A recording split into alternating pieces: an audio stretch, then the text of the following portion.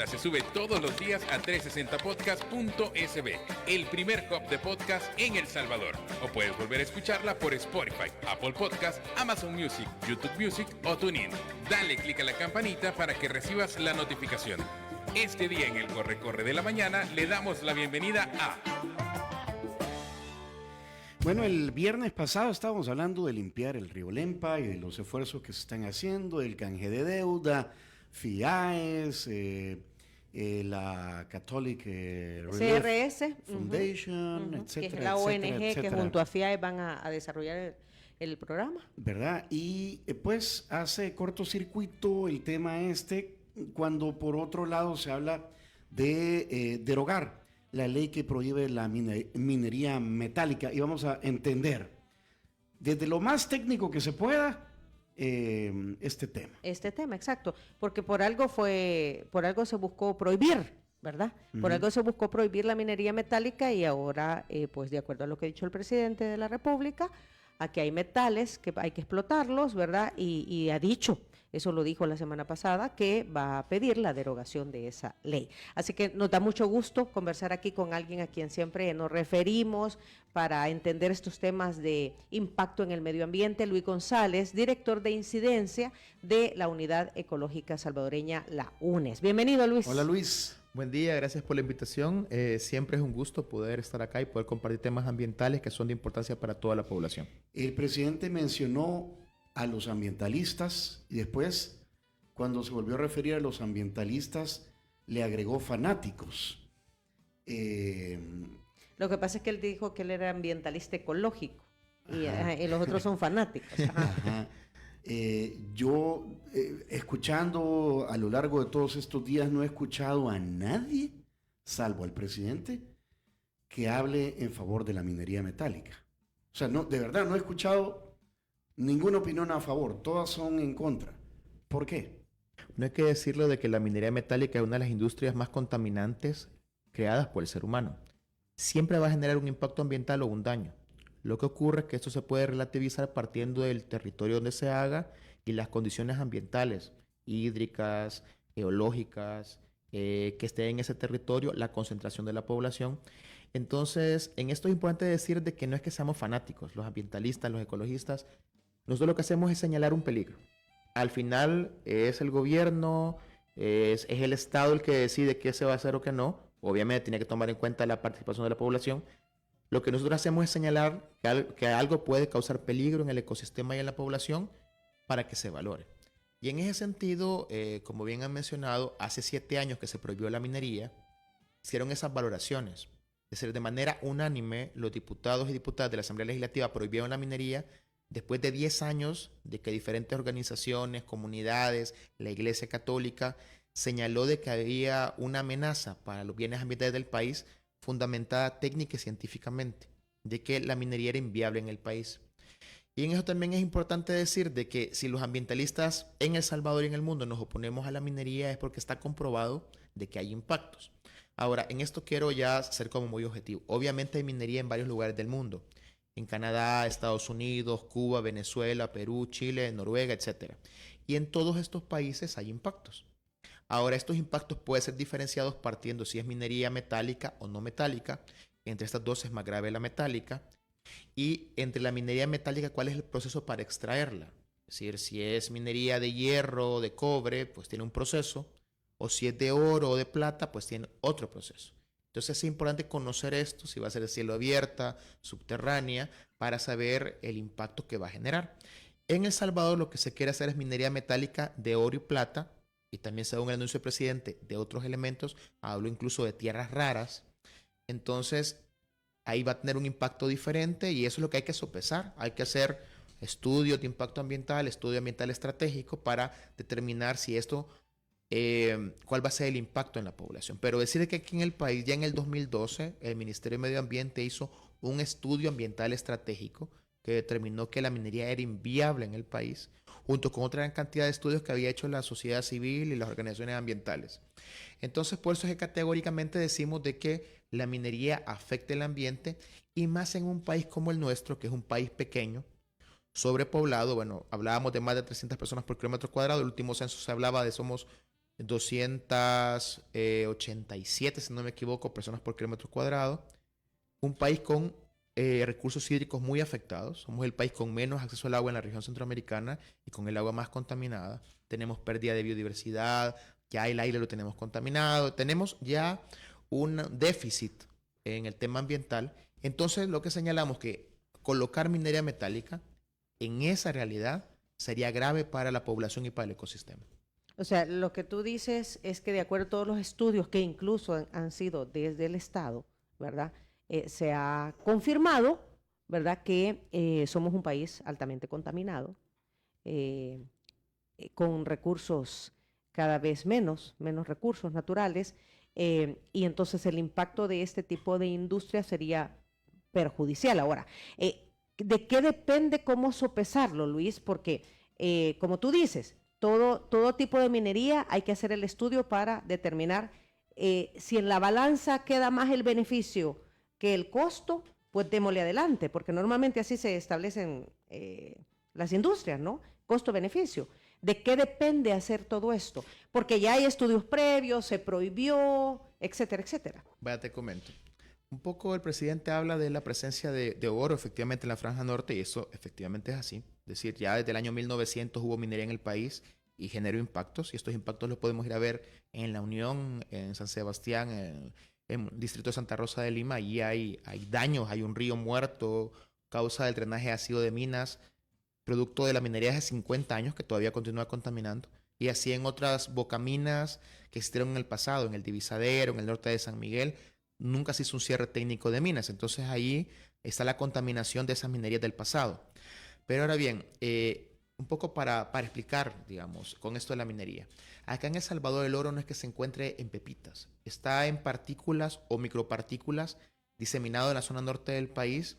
Y para poder extraerlo hay que, digamos, remover, triturar grandes cantidades de roca. Entonces, para eso cerros o montañas desaparecerían, quitándole toda la cobertura vegetal, toda la biodiversidad, remover esta roca, triturarla, llevarla a una planta o a un lugar para procesarla.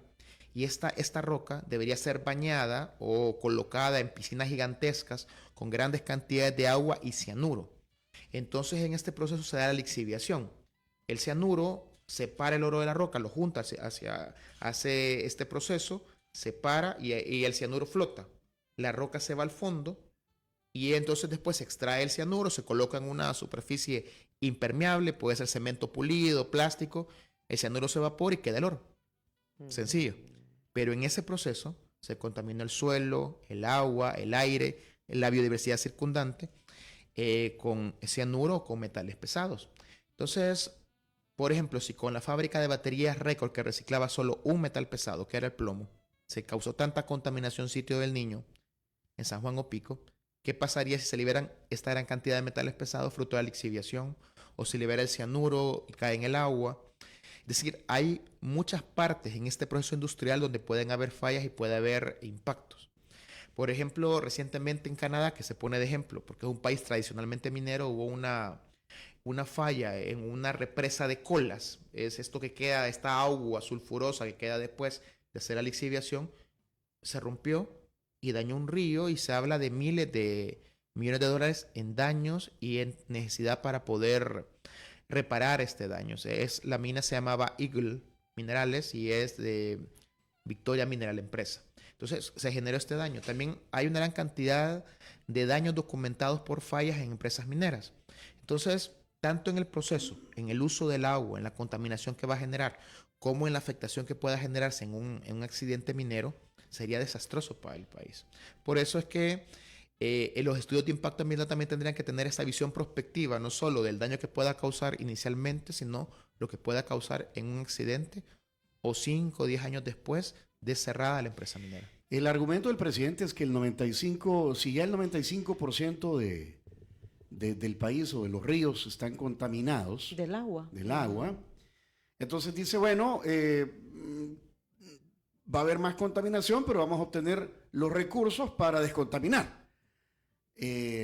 La pregunta que habría que hacerse es, ¿de qué están contaminados los ríos? Porque ahorita, además de lo que ya están contaminados, ¿con de qué? se agregaría el cianuro y el mercurio. Arsénico, mercurio, otros metales pesados.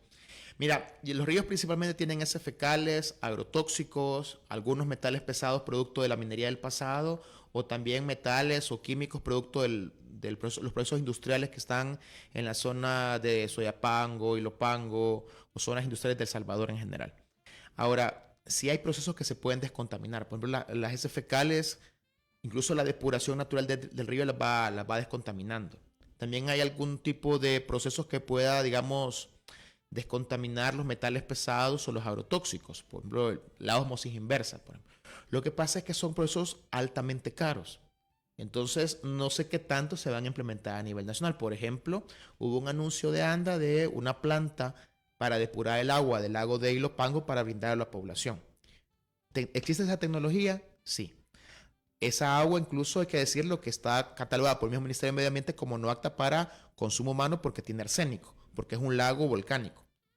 ¿Se podría descontaminar? Sí, pero la información, ¿cómo lo van a hacer? No la han hecho pública, la tienen reservada. Es que yo me acuerdo que aquí el expresidente de ANDA nos dijo que no era agua del lago de Ilopango, sino que de los alrededor, o sea, no era el agua per se del lago, sino que es alrededor, que no era el agua del lago. Eso es lo que me acuerdo que dijo aquí el presidente. Y podría de ser ANDA. un poquito menos dañina considerando de que en algo el suelo filtra, pero el método que van a utilizar no lo conocemos. Entonces es un temor que tiene la población que va a ser abastecida con esa agua. Miren, ¿y será que vamos a recibir agua de calidad o no? Igual ocurre con el tema de minería metálica. Históricamente en el país, las instituciones gubernamentales en el seguimiento adecuado, en el monitoreo de la legislación ambiental, nunca han sido tan buenas. Entonces tenemos deforestación, tenemos quemas, tenemos vertidos en ríos que se dan cuenta mucho tiempo después y pocas veces hay sancionados. Entonces, ¿qué pasaría con una industria tan dañina si no hay un adecuado monitoreo y control? Entonces, en este anuncio del presidente que dice de que se van a cobrar o se va a haber ingresos para descontaminar, decir de que ya hay contaminación que no se ha limpiado. Ya hay contaminación histórica, incluso la ley de prohibición se hablaba del cierre técnico de minas, han pasado 7 años y no se ha hecho. Entonces, ¿qué certeza podemos tener de que estos ríos que ya están contaminados no se van a contaminar más y se van a limpiar? O sea... Vaya, porque por ejemplo con las boyas que han puesto ahorita en Coatepeque, o sea, Coatepeque el lago va a seguir estando sucio. Lo que va a pasar es que ya no se va a poner color turquesa por las cianobacterias. Pero no es que estén limpiando el lago de Coatepeque. O sea, eso creo que hay que tenerlo claro. Claro, y ahí la forma de limpiarlo es regular a las industrias, a los restaurantes que lo contaminan. Y ese monitoreo es el que se debería de fortalecer. Yo no señalo que las boyas sean malas, pero hay que tener como claridad de cuál es el origen de la contaminación. Por ejemplo, lo hemos señalado en algún otro programa acá, en el caso de las ninfas que se producen en todo lo que es la zona del lago de Suchitlán, que mucha gente la mira como contaminación. En realidad es un efecto natural de los contaminantes que tiene el río.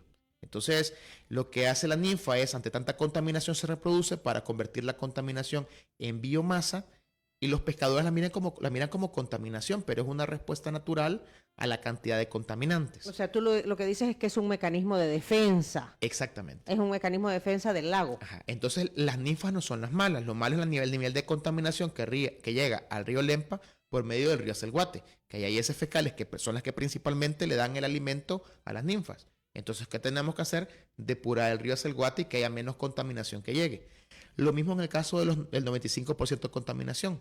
Si ya sabemos de que son agrotóxicos y son heces fecales, pues pongamos planas depuradoras de heces fecales y prohibamos los agrotóxicos o prohibamos los agrotóxicos más dañinos como el glifosato, el paraquat, el gramoxón, que se ocupan en la agricultura industrial. Y eso sí sigue utilizando, pero yo me acuerdo que eso, ¿te acordás? Híjole, hace como 20 años, compañero, se viene discutiendo en la Asamblea Legislativa prohibir todos esos agrotóxicos. Y me recuerdo que hubo una crisis por la cantidad de personas con insuficiencia renal que se estaban diagnosticando en zonas en donde se utilizan este tipo de fertilizantes. San Luis Talpa, sí, por ejemplo. el Niño.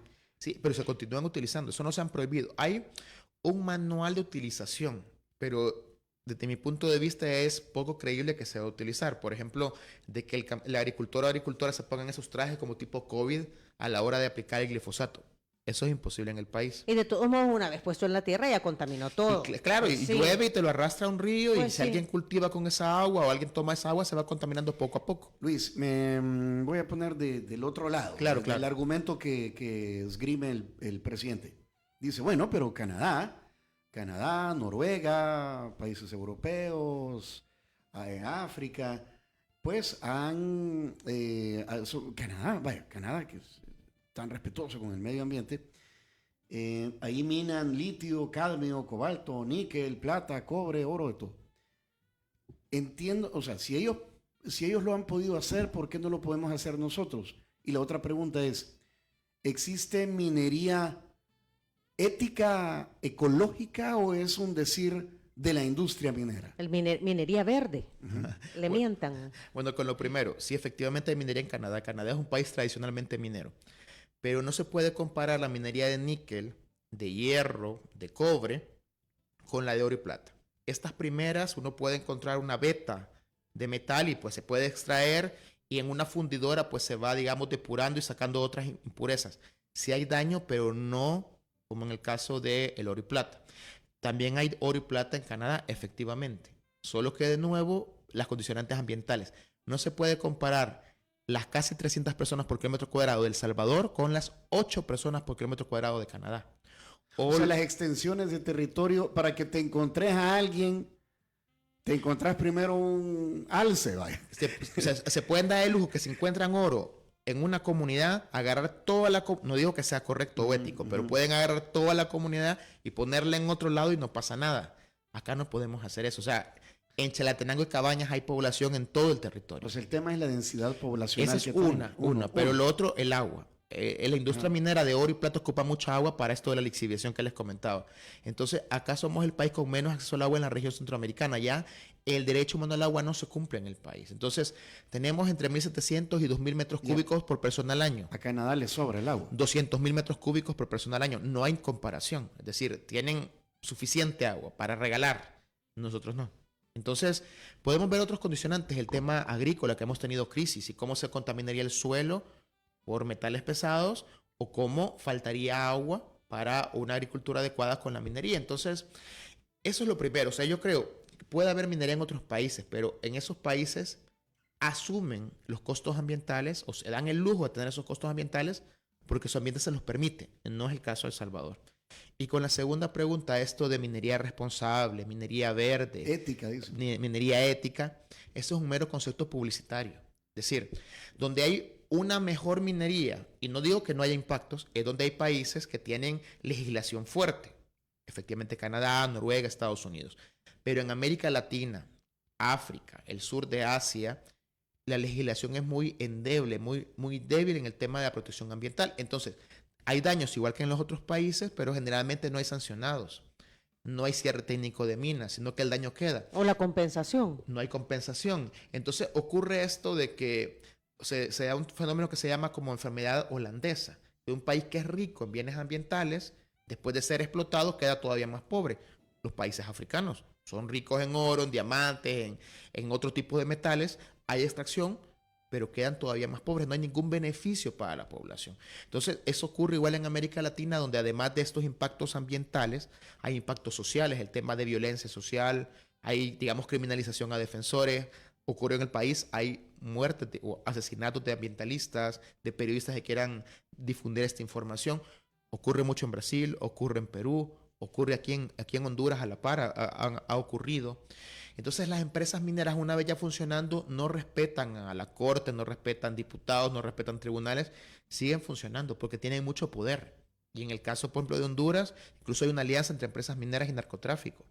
Entonces, esos son otros impactos, ya son impactos sociales, pero yo creo que es importante revisar todo esto al querer pensar en traer una industria tan lesiva al país y que en realidad podría generar dinero, pero para las empresas.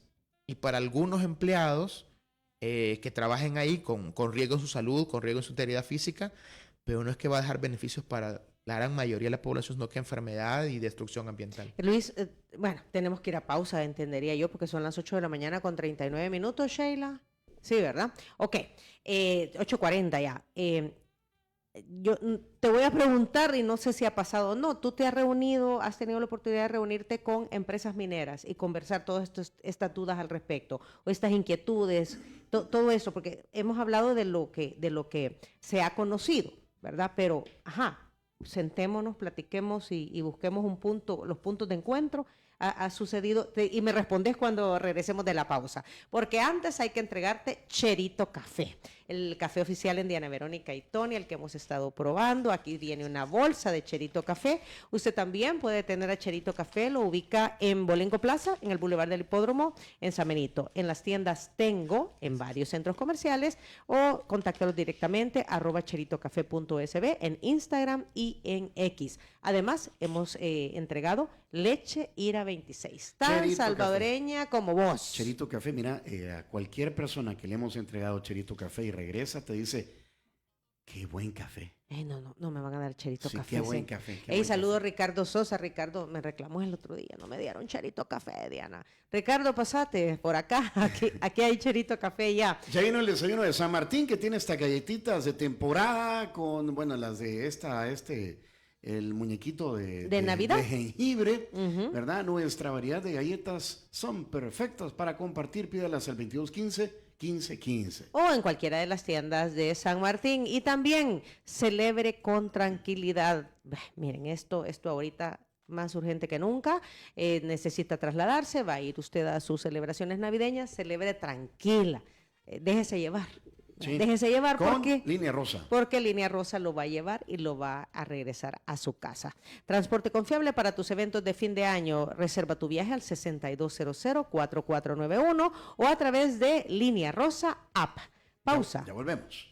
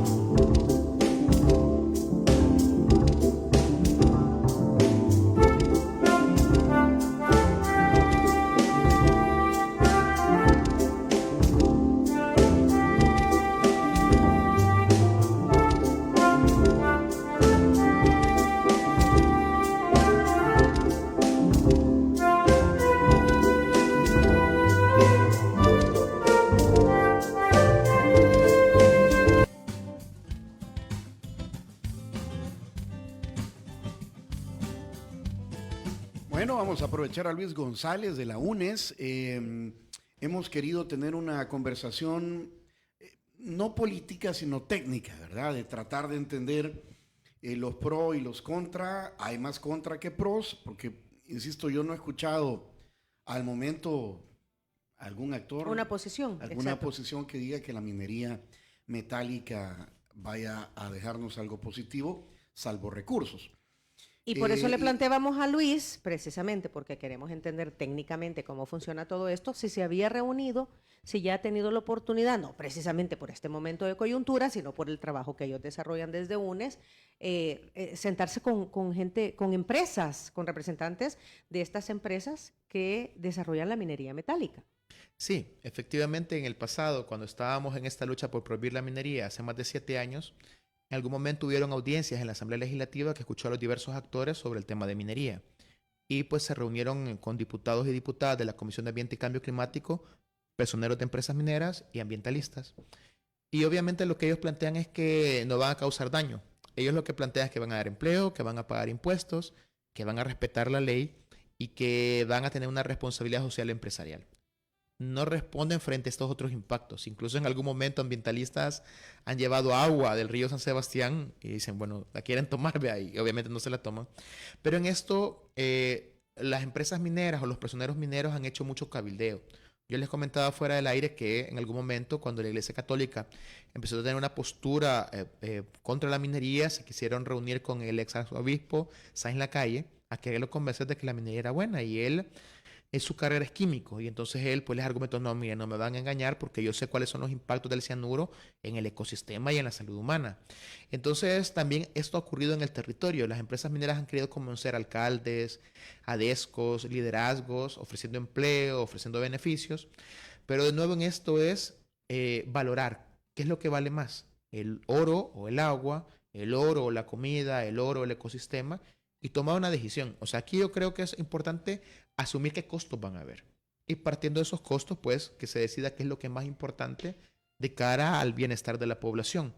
Y en ese sentido, también con esto de las empresas mineras, hay que recordar a la población de que cuando en algún momento el gobierno todavía no había prohibido la minería, pero dijo, no, miren, es mala, no vamos a permitir minería, pero todavía eso, las empresas de mineras demandaron al Estado salvadoreño, 2 empresas mineras, Commerce Group y Pacific Rim, en demandas que eran de cientos de miles de dólares. Entonces, en ese sentido, después de 7 años de procesos en el CIADI, que es un tribunal arbitral adscrito al Banco Mundial, ganamos esas demandas. Es decir, fueron procesos que duraron 7 años, que fueron los más largos en ese tribunal arbitral, y ganó el Estado salvadoreño porque demostró de que la minería era inviable, pero también demostró que las empresas mineras no habían respetado los procedimientos de la ley de medio ambiente ni la ley de minería. Entonces, en ese sentido se logró ganar. Entonces, las empresas mineras actúan así. Si no les permiten actuar, pues buscan demandar, y yo creo de que ya tenemos experiencia cómo funcionan. Y pues permitir ese tipo de industria a nivel nacional, pues, de nuevo traería más daños que beneficios. El presidente dice que los que estaban antes, otros gobiernos anteriores, hicieron mal todo esto, pero que confiemos en este gobierno que lo van a hacer de manera distinta. No dice cómo, pero promete que no será como veces anteriores. Cuando escuchas eso, ¿qué piensas? Yo quisiera saber cómo lo van a hacer.